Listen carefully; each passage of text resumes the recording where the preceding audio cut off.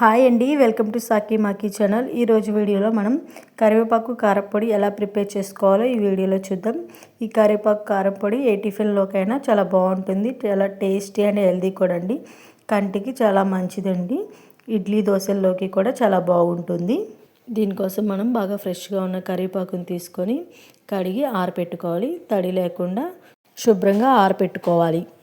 తర్వాత ఒక ప్యాన్ పెట్టుకొని 1 టేబుల్ స్పూన్ ఆయిల్ వేసుకొని కరివేపాకుని మొత్తం దాంట్లో వేసుకొని ఫ్రై చేసుకోవాలి.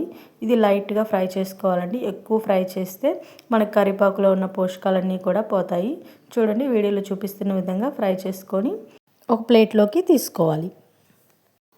చూడండి, కరివేపాకు ఈ విధంగా ఫ్రై అయితే సరిపోతుంది. ఒక ప్యాన్ పెట్టుకొని 1 టేబుల్ స్పూన్ ఆయిల్ వేసుకొని దీనిలోకి 1 టేబుల్ స్పూన్ పచ్చిపప్పు, 1 టేబుల్ స్పూన్ మినపప్పు, 1 టేబుల్ స్పూన్ ధనియాలు వేసుకొని లైట్గా ఫ్రై చేసుకోవాలి. ఇది లైట్గా ఫ్రై అయిన తర్వాత మనం 1 స్పూన్ జీలకర్ర వేసుకోవాలి. తర్వాత 10 నుంచి 12 ఎండుమిర్చి వేసుకొని ఎండుమిర్చి కొంచెం ఫ్రై అయిన తర్వాత ఒక 10 వెల్లుల్లి రెబ్బలు వేసుకోవాలి. దాన్ని దించి పక్కన పెట్టుకొని చల్లారిన తర్వాత మిక్సీ వేసుకోవాలి. ఇవన్నీ కూడా ఈ దినుసులన్నీ మిక్సీ జార్లోకి తీసుకొని అలాగే కరివేపాకు కూడా మిక్సీ జార్లో వేసుకొని ఫస్ట్ కొంచెం బరగ్గా మిక్సీ పట్టుకొని తర్వాత కొంచెం సాల్ట్ వేసుకొని ఇప్పుడు కొంచెం మెత్తగా మిక్సీ పట్టుకోవాలి. చూడండి, ఈ విధంగా మిక్సీ పట్టుకోవాలి.